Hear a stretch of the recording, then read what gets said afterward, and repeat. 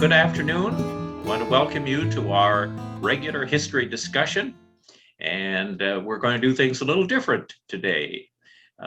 It turns out that I have a very talented granddaughter who is a champion. She's on a champion rowing team, and they are having a regatta in Sarasota this weekend. And so I'm going to be watching rowing. Though I really don't understand very much about it, I guess it will be an education for me to find out what rowing teams are all about.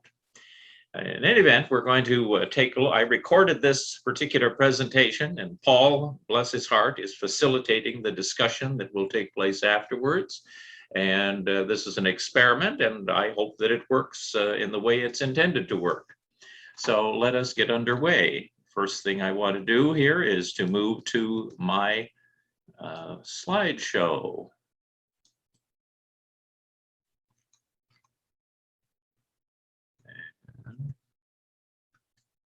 The first thing I need to do is get back to the beginning of it. All right. The last session that we had in May, we took a look at the Cold War, and we examined the Cold War from basically 1945 to 1960. But the Cold War has been such a huge event, though it's not just one event, but it's a huge, huge part of history that we're going to take a look at this part 2 of the Cold War. And we're going to start basically with 1960 and move forward from there. We're going to start with John F. Kennedy, and I don't think we're going to get close to the Berlin Wall, which fell down in 1989. We're going to, in fact, be looking at some things that all of you will be familiar with, a good deal of it about the Vietnam War. The 1960s, which all of us remember so well, because it would have been when most of us were young people, maybe in college, certainly getting our careers started.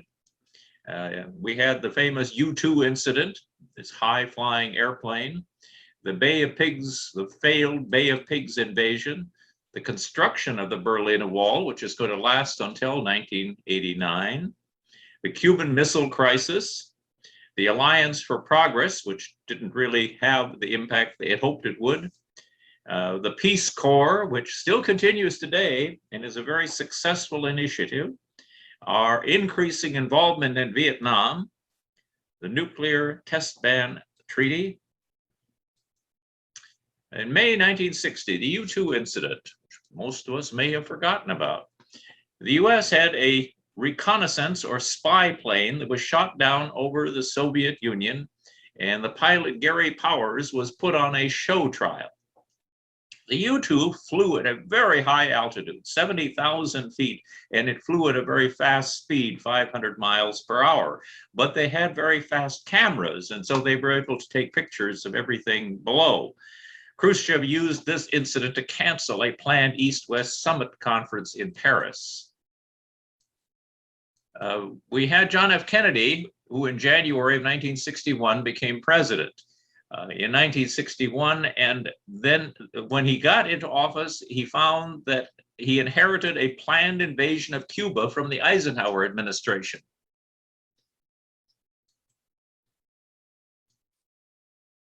Eisenhower had agreed to a CIA plan for an exile invasion of Cuba to overthrow Castro in March of 1960. When Castro first came to power, we loved him. We thought he was an incredibly good turn of events.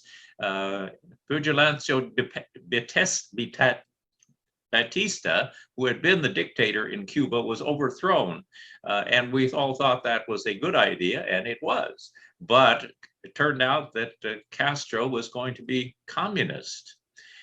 So by 1960, all US businesses in Cuba, and there were quite a few of them, were nationalized, or in other words, taken over by the Cuban government, but no compensation was paid to them. The US broke off diplomatic relations with Cuba and saw Castro as an enemy of the United States. The Cuban exiles attempted to invade Cuba with the help of the US in April of 1961. It was called the Bay of Pigs invasion on the south side of Cuba. The invasion was a failure. and all of the Cuban exile invasion force was either killed or captured by Castro's army. We underestimated him. Relations between the two superpowers worsened after the Vienna summit in the June of 1961. Khrushchev threatened JFK with an ultimatum on Berlin. JFK responded with a US military buildup and a US civil defense program.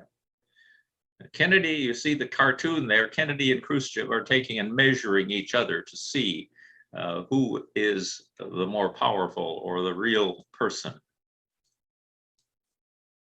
Tensions rose during the remainder of 1961. On August 13th, East Germany began preparing for the construction of the Berlin Wall. There have been many, many people who were trapped in East Berlin and who were trapped in East Germany who wanted to be in the West. And so on September 1, the construction of the Berlin Wall began, and on September 1, the USSR resumed atmospheric testing of nuclear weapons, which they had abandoned 4 years earlier. And then we had the famous June of 1963. President Kennedy went to Berlin and he delivered his famous Ich bin ein Berliner, or I am a Berliner, to show US determination to keep Berlin free. And so Kennedy did one of those marvelous things which forever puts him up in the history books.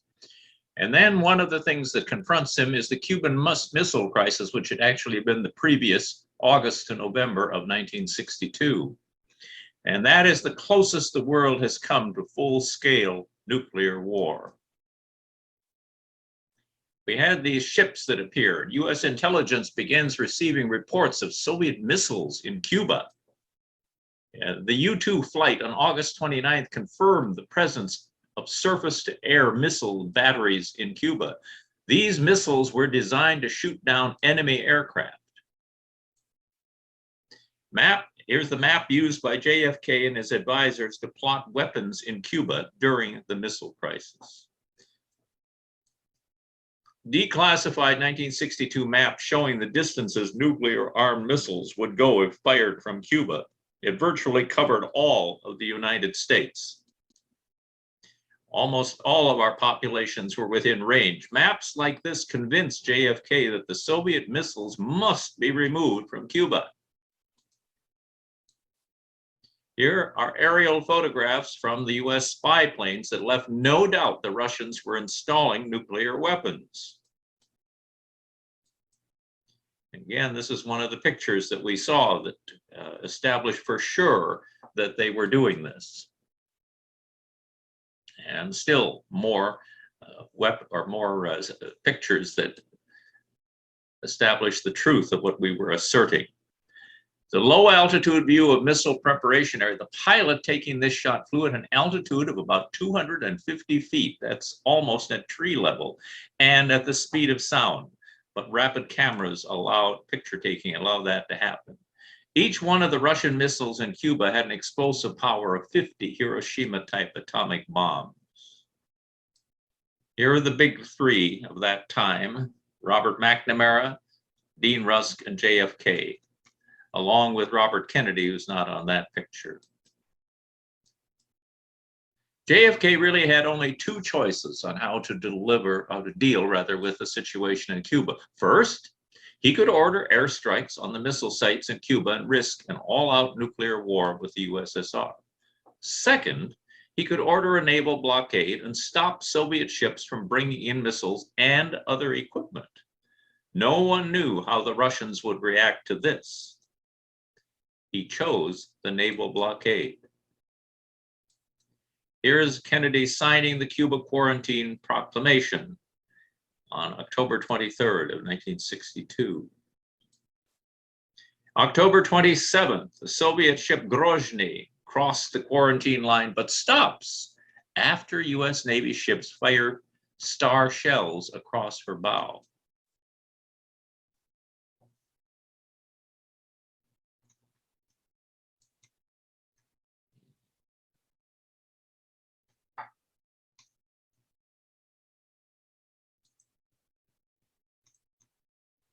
Here are photos of the US ships enforcing the quarantine and shadowing a Soviet submarine. Khrushchev gave in to US pressure and removed Soviet missiles from Cuba for a US promise not to invade Cuba. Here's the Soviet cargo ships leaving, the missiles being loaded on the ships for return to the Soviet Union. We had the famous presentation by Adlai Stevenson at the United Nations, where he showed the aerial pictures. Then there was the Alliance for Progress, a hopeful idea to help Latin America. It was one of Kennedy's main initiatives, and frankly, it never amounted to a great deal. They were going to build new homes and resettle peoples near Caracas, Venezuela. Today, whatever they did in Caracas, Venezuela is probably totally wiped out. He also established the Peace Corps. In his inaugural address, Kennedy challenged a new generation of Americans to join a grand and global alliance to fight tyranny, poverty, disease, and war.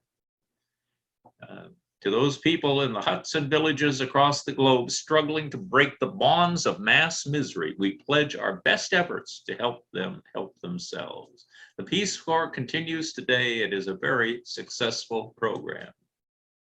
And some of the people who will be watching this, I know, have participated in the Peace Corps, and I think you will validate the significance of that program. A national nightmare begins, JFK and the origins of the Vietnam War. President Ho Chi Minh of the Democratic Republic of Vietnam. I'm always intrigued that communist nations always have the word democratic in them, but they never are. This is a man who was really a nationalist. He did espouse some elements of communism, but he was more of a nationalist than anything else.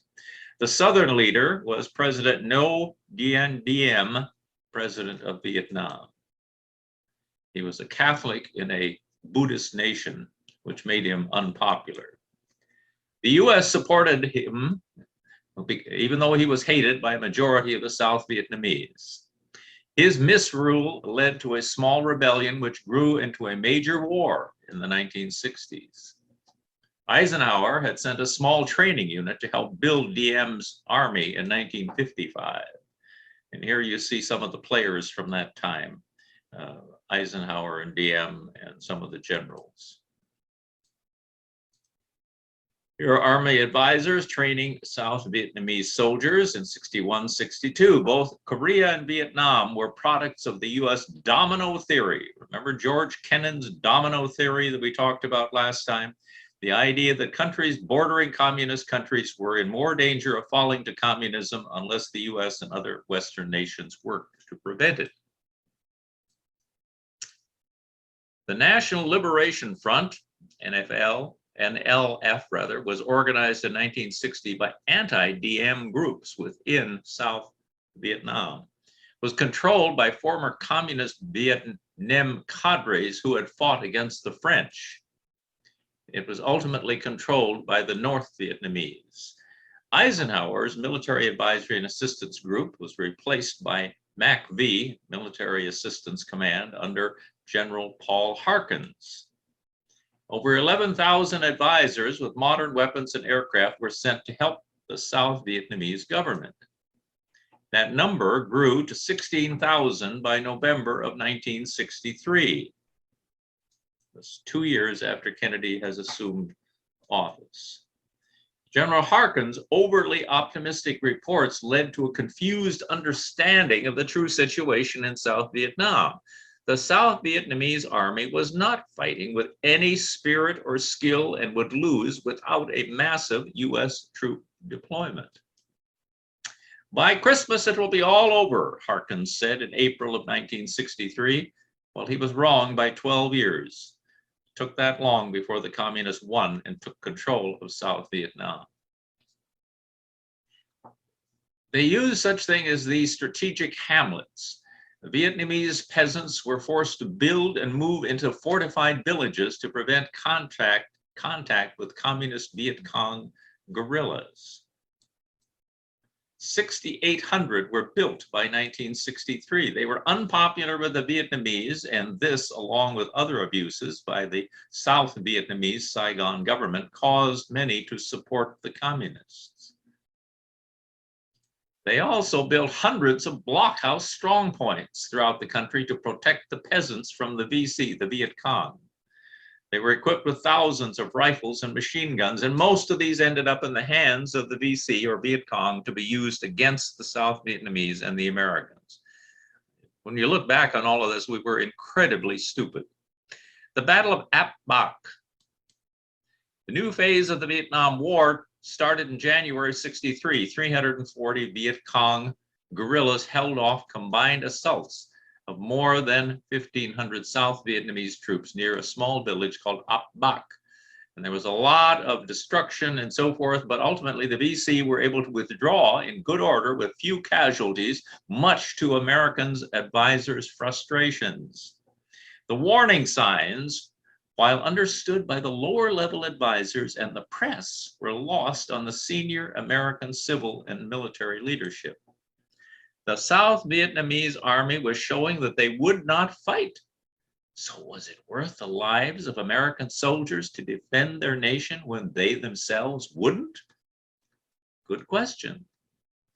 And here's a modern Vietnam monument to the communist victors at that battle. Many airstrikes took place before the South Vietnamese troops were landed, and then many of them came in by helicopter. More Apoc photos. 3 helicopters shot down. Bodies of US helicopter pilots and crew being shipped home with military honors. Suddenly we were beginning to see the dead returning. And then we had this event. President Kennedy was assassinated on November 22nd, 1963 in Dallas. An event every one of us remembers vividly. Here is a bulletin from CBS News. In Dallas, Texas, 3 shots were fired at President Kennedy's motorcade in downtown Dallas.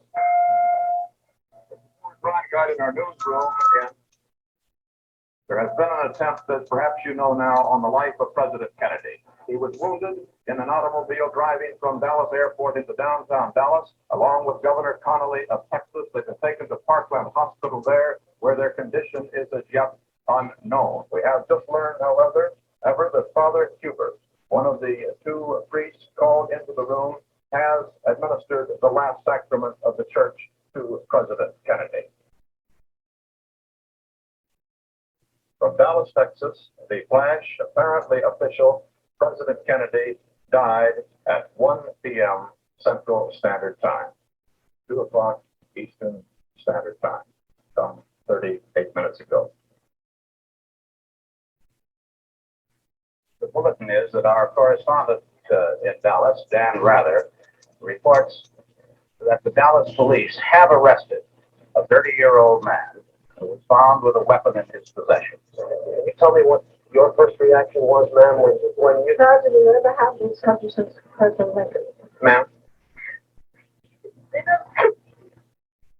People will remember today as a date to date things in their lives from in the same way that they did in the case of President Roosevelt. To say, where were you when President Roosevelt died? They will say the same thing about where were you when you first heard the news of President Kennedy's assassination. This is the scene at Andrews Air Force Base for the casket of carrying the body of President Kennedy is being transferred to an ambulance. Behind it come Mrs. Kennedy and Robert Kennedy. We'll be quiet now and wait for the new president's word.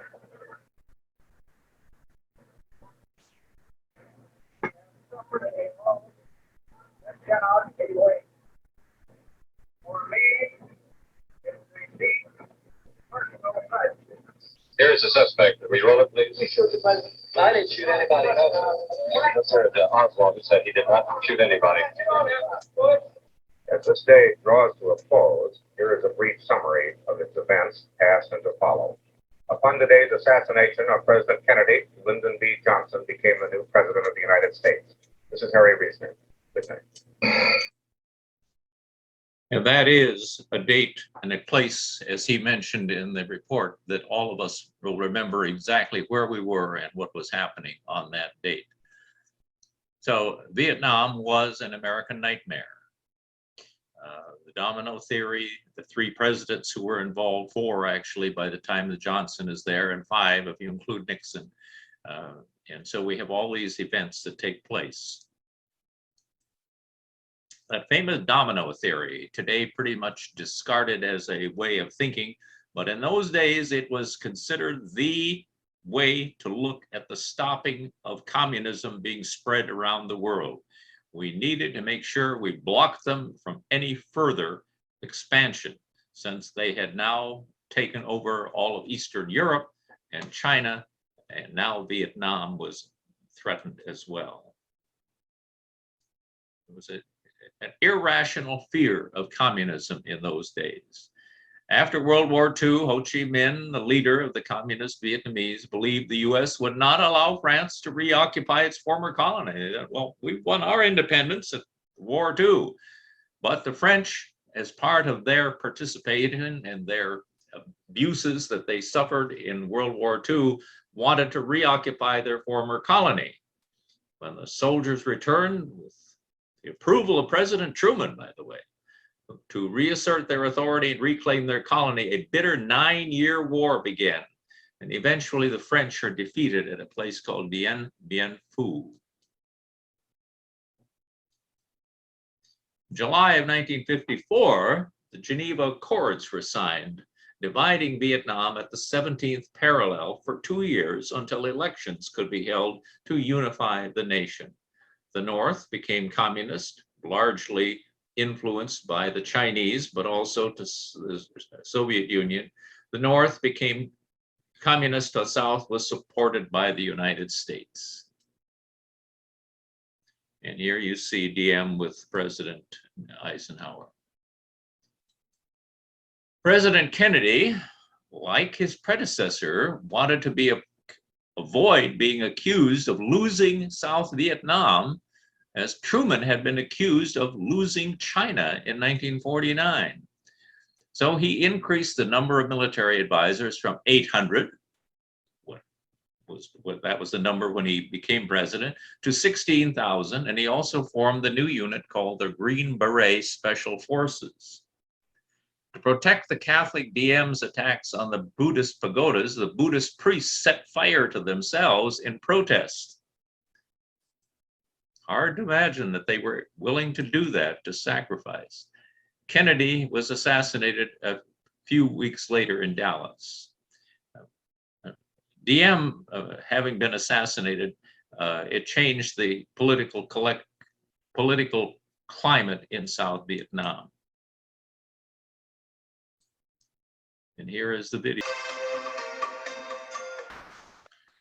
It takes a great deal of courage to do something like that. This was the First Lady, Madame New, the wife of DM's brother. Well, this is what she's going to say about the Buddhist monks immolating themselves to protest her brother-in-law's rule. Yes, so they used imported gasoline in order to immolate themselves or burn themselves. So then Kennedy disappears from the scene, and we have what are called the Johnson years. And we'll take a look at LBJ's advisors, the Gulf of Tonkin, election of 1964, Operation Rolling Thunder, and the US troops engaging in combat, General Westmoreland, effects of the war, high-tech weapons, communist tactics, Tet Offensive, and the anti-war movement, and other world events during the Johnson years. Here's LBJ's foreign policy team. Robert McNamara, Secretary of Defense, a man who was supposedly one of the most brilliant people to ever serve in government. Dean Rusk, the Secretary of State, and George Bundy, the National Security Council, along with his brother, William Bundy, at the Pentagon, were important advisors. And we had still others, Walt Rostow, Senator J. William Fulbright from Arkansas, and Secretary of State Clark Clifford. The Vietnam Cong, practiced terrorist activities, and here they put off a bomb in Saigon in 1964. Then we have the famous Tonkin Gulf incident in August of 1964, an excuse for escalation of the conflict. The USS Maddox was the target of a fictional North Vietnamese naval attack. Planes from the USS Ticonderoga were immediately sent to attack North Vietnamese naval bases.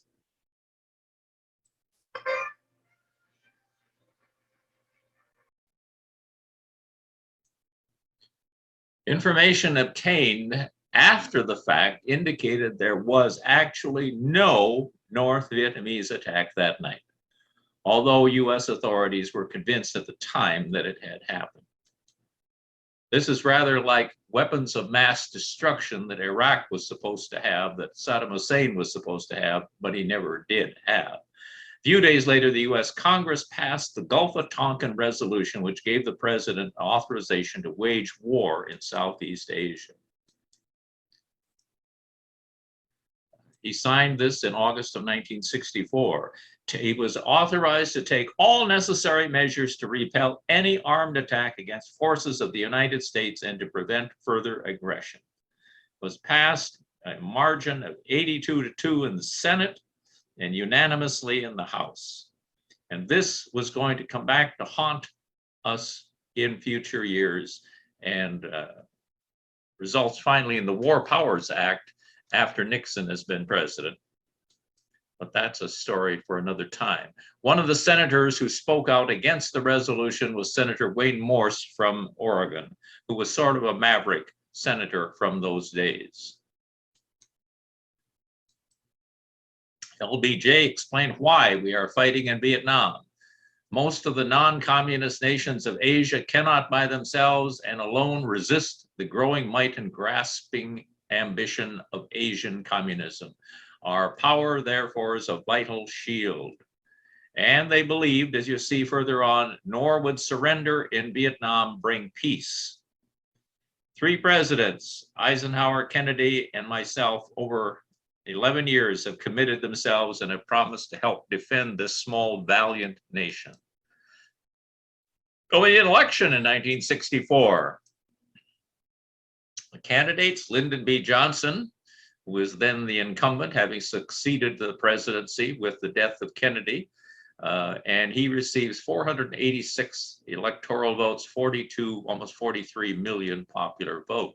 Barry M. Goldwater, senator from Arizona, receives 52 electoral votes, 27 million votes.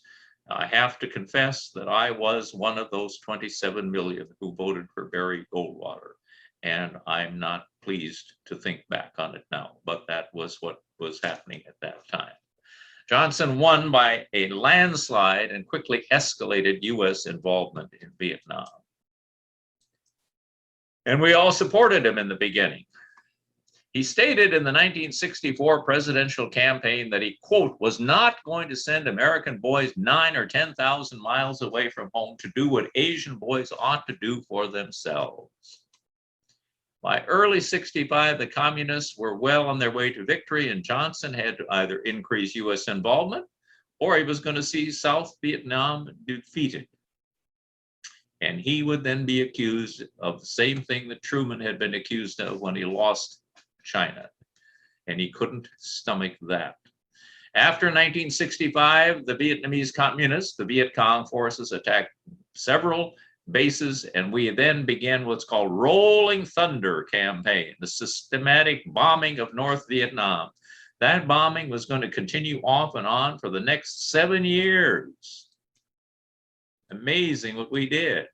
In Vietnam, think about this. In Vietnam, the US dropped 3 times the tonnage used in all of World War II, and 12 times the tonnage used in the Korean War. Neither LBJ nor the American people were willing to resort to the kind of all-out war the United States had fought against Germany and Japan. He thought we could win the war with massive bombing and limited US ground troops. This had been a position of many in the military. We have the technological ability to win without ever having ground troops. President Johnson did not want a full-scale war in Vietnam like World War II. However, he didn't want to be accused of losing South Vietnam. Early in 1965, he approved the use of US ground troops, and 2 battalions of Marines were sent to Da Nang. There was a thing called the Ho Chi Minh Trail, where these troops from the north could sneak down the backbone of Vietnam. They knew their country, they knew how to move. 1965, the US troops would now engage in combat. By the end of 1965, now we were up to 180,000 troops in Vietnam. This grew to 500,000 by the beginning of 1968, and ultimately it was 525,000 troops that we had in Vietnam. There's hardly a young man of that time who did not serve in Vietnam, unless you had bone spurs. If you had bone spurs, you didn't get to go to Vietnam. The geography of Vietnam made it difficult as a battleground. Much of the land was covered with jungles and rice paddies, making it difficult or impossible for US armor, the tanks and personnel carriers, to even move around. Defense foliage prevented aerial observation, allowed the enemy to move unhindered and stage ambushes. It was impossible to tell who the enemy were either, for communist Viet Cong were integrated into the countryside villages. They looked like everyone else. Also, the monsoon, the rainy season, prevented the effective use of American air power. It's a reality that a lot of rain takes place in a place like Vietnam. Its geography is varied, as you can see all the different categories of geography that there are throughout Vietnam. And the precipitation, let me go back to that. Precipitation. Vietnam is a wet, rainy country to fight in. The dry area in the extreme north only had 28 inches, but that was rare. Most of it runs up over 200 inches of rain per year. Lots and lots and lots of rain. That's why it makes good rice growing country. You can see the dense foliage when you see it from above. Pretty hard to see anything down in that foliage. And then there was a lot of slogging through water.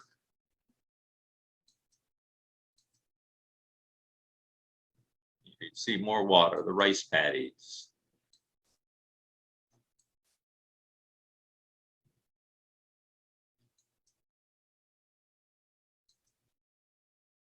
Up to your waist in these waters, trying to fight at the same time. Keep your weapons dry, keep your equipment dry, keep yourself dry for that matter.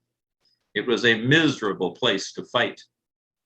And I don't think very many people who were there wished that they could stay.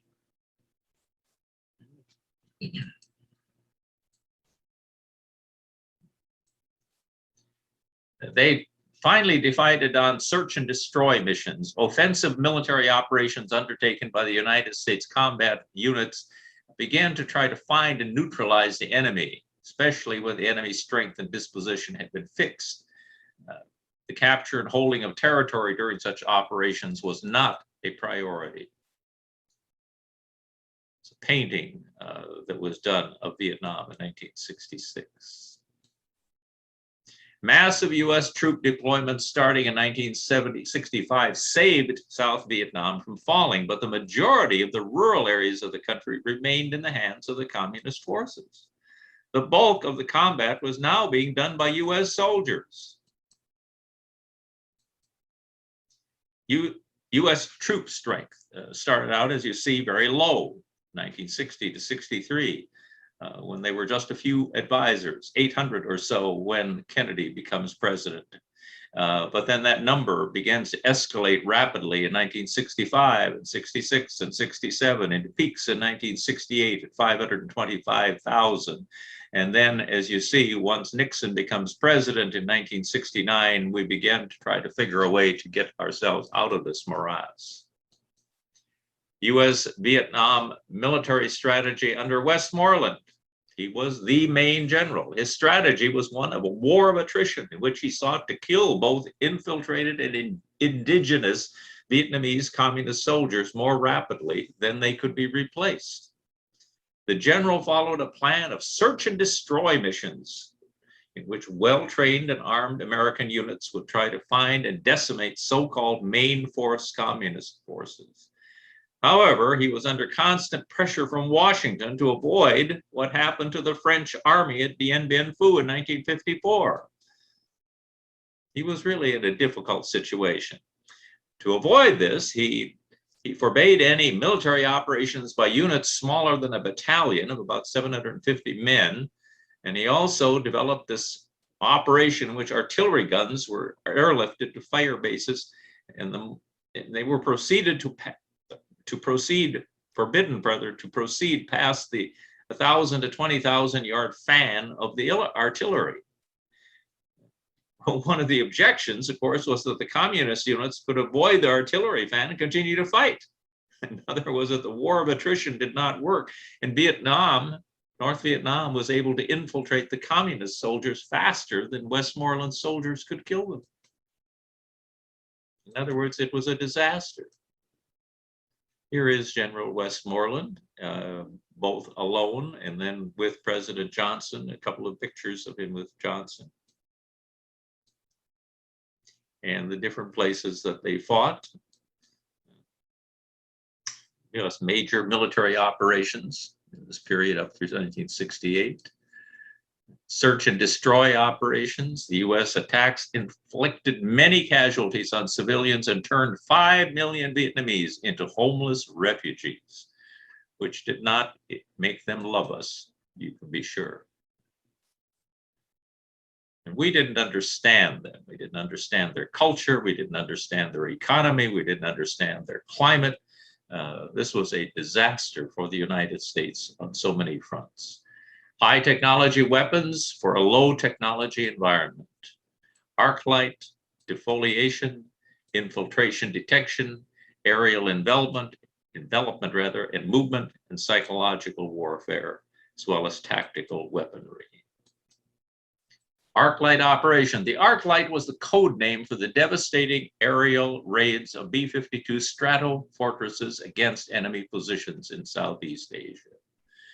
The first one took place in 1965 in June. In November of 1965, these B-52s directly supported American ground forces for the first time and were used regularly after that. There is one of those B-52s, and you see the weaponry it was carrying. Those were massive airplanes with heavy, heavy armament that they carried with them. Over 70,000 pounds of ordnance, including bombs, mines, and missiles. Here is one dropping its bombs. Then defoliation, called Operation Ranch Hand, the use of chemical herbicides to kill vegetation and thereby deny cover to the enemy forces. Heavily sprayed areas included inland forests near the demilitarized zone and along the South Vietnamese borders with Cambodia and Laos, and the mangrove forests in the Rung Sat special zone along the river approaches to Saigon and in the Mekong deltas area. No safety precautions were taken with the dangerous chemicals, and soldiers and civilians claimed ill effects for many years after the war ended. Many people today are collecting from the US government because of the ill effects from things like Agent Orange. It's considered a disability by the military. The Vietnam War era map showing the area to be defoliated.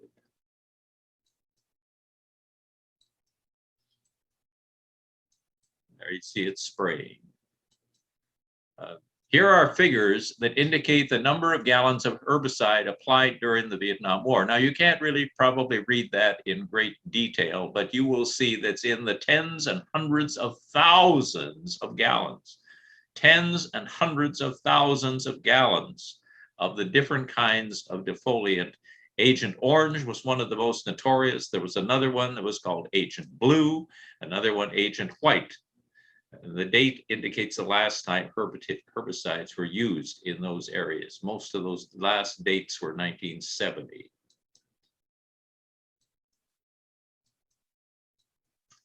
There we see again defoliation taking place. Another thing they tried was infiltration detection systems so that we could protect our troops. And they were very sophisticated, and they had all kinds of different ways to make sure that the Viet Cong could not get at our troops directly. 1966, McNamara issued guidelines for the U.S. design to build a wall around South Vietnam to remotely track the movement of supplies. It was called Igloo White, a multi-billion-dollar program. It involved the implantation and monitoring of remote electronic sensors all along that route known as the Ho Chi Minh Trail. So we're going to track vehicles and human movement through acoustic and seismic signatures. In other words, that was not particularly effective when all was said and done. Now we had aerial envelopment and movement. U.S. search and destroy missions often came up empty-handed.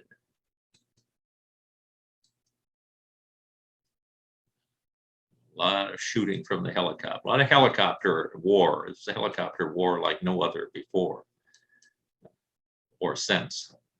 Here we are dropping bombs, picture of that. In South Vietnam.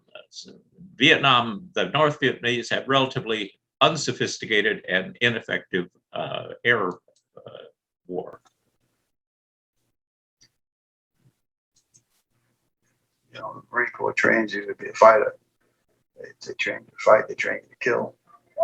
They used to say that if you're a Marine, you can't die until you kill 3 Vietnamese. So from Roxbury, the expectation is 3. I'll be 10. You know, craziness.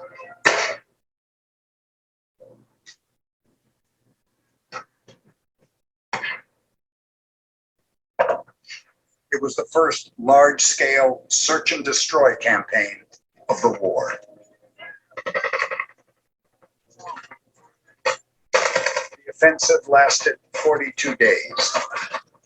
The Army reported 2,389 enemy soldiers killed. Westmoreland was pleased. But commanders on the scene were concerned that despite all the American firepower brought against them, most of the North Vietnamese regulars had still managed to escape back into the Central Highlands. The operation would drive more than 100,000 civilians from their homes. Similar search and destroy and bombing campaigns, 17 large-scale U.S. offensives in 1966 alone, would produce a total of more than 3 million homeless people all across the country, roughly 1/5 of South Vietnam's population.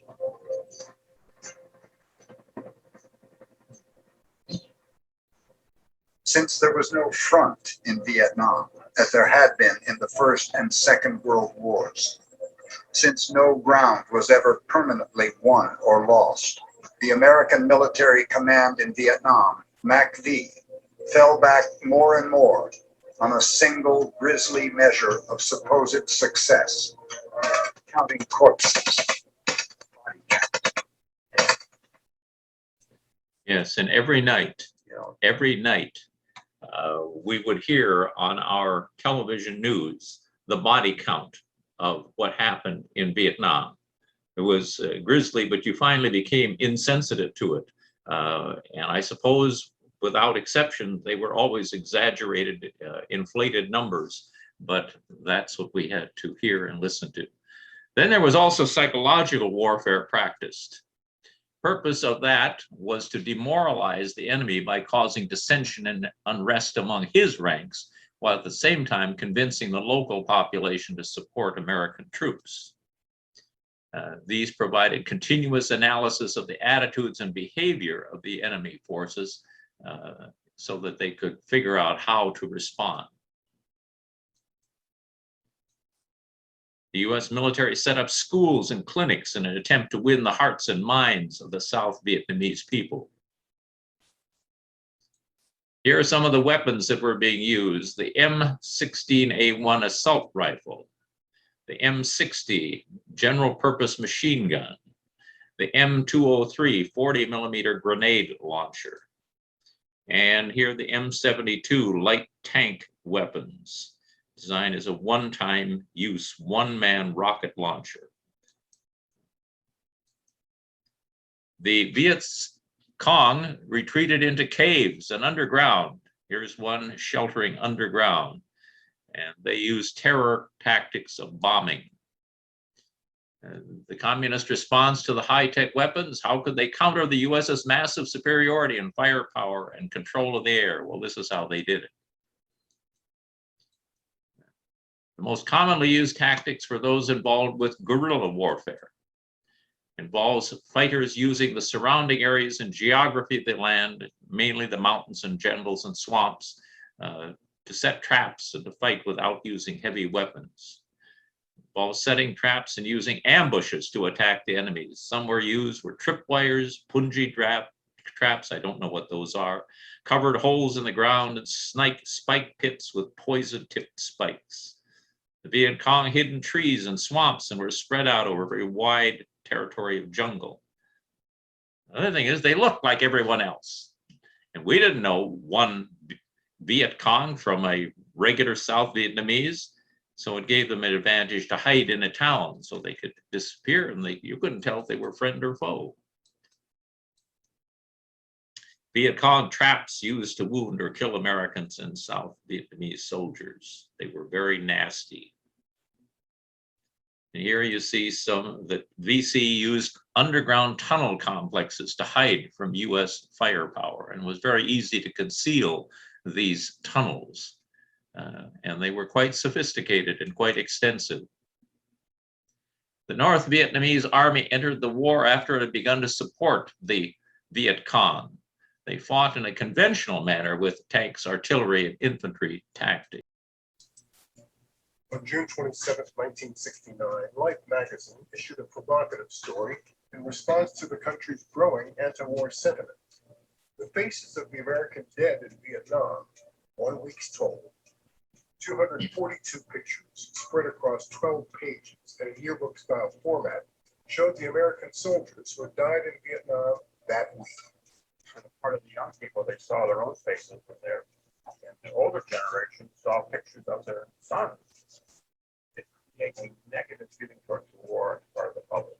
We were reporting on what was a really bad news story, and the more of that that people were understanding at the time, the less they liked the war. One of the most standard elements of television coverage was the casualty count. NBC News presents the Vietnam Weekly Review, an examination of the war and the issues, reported by Bob Asman, NBC News. 274 American soldiers were killed in action. 1,320 were wounded, and 12 were missing. The people turned against the war when the coffins started coming home. Places like Topeka, Corpus Christi, and Austin. In numbers that people could not stomach and so on.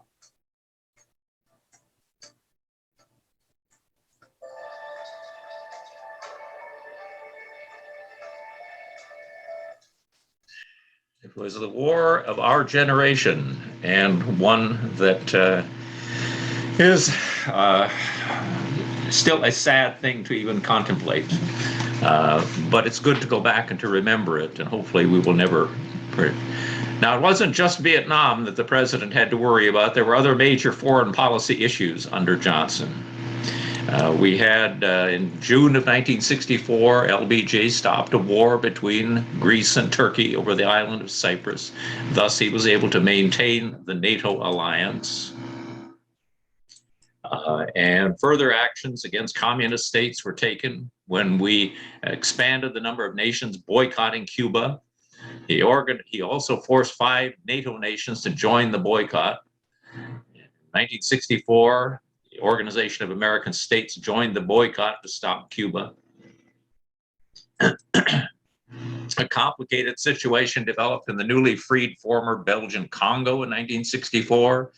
We were feared that again communism was going to expand there. We get involved in the Dominican Republic. And so the Johnson Doctrine, built on the previous Monroe Doctrine and the Roosevelt corollary that the US would intervene in the Western Hemisphere if there was a communist threat to any government. And so we get into the Dominican Republic as well.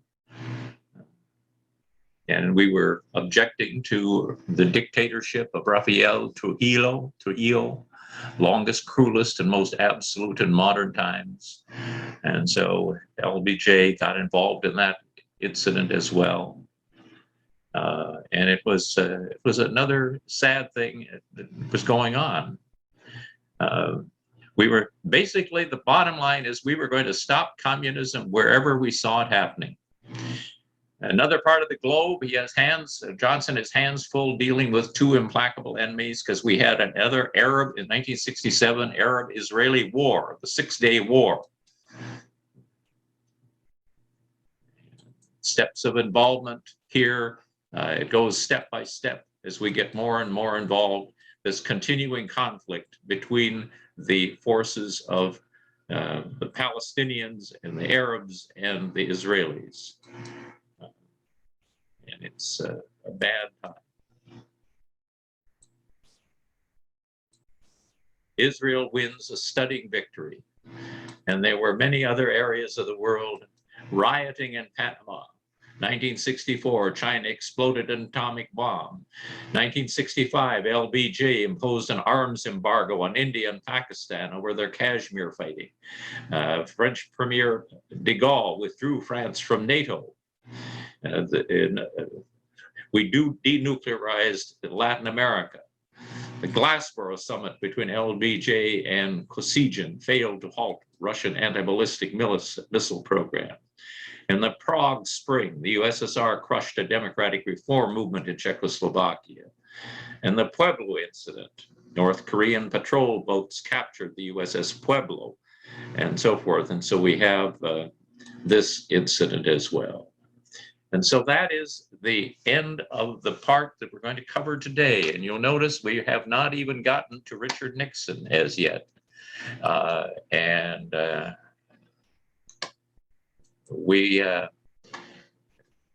We'll save all of that for another time. But the Cold War goes on from 1970, 68, 69, 70, all the way to 1989. It is a tragic and a terrible time in the history, and I suppose if there's any success in it is that we survived. We did, in fact, continue as a country. In any event, that is where I'm stopping today, and I'm going to let Paul then conduct the discussion. And I know, because many of you lived through experiences, many of you were in Vietnam and have memories of the events that we've highlighted here rather quickly, that I'm sure you'll be willing to comment on and share. In any event, I miss all of you, and I am thinking of you, and I will be with you for the next session physically. All right, take care, have a great day.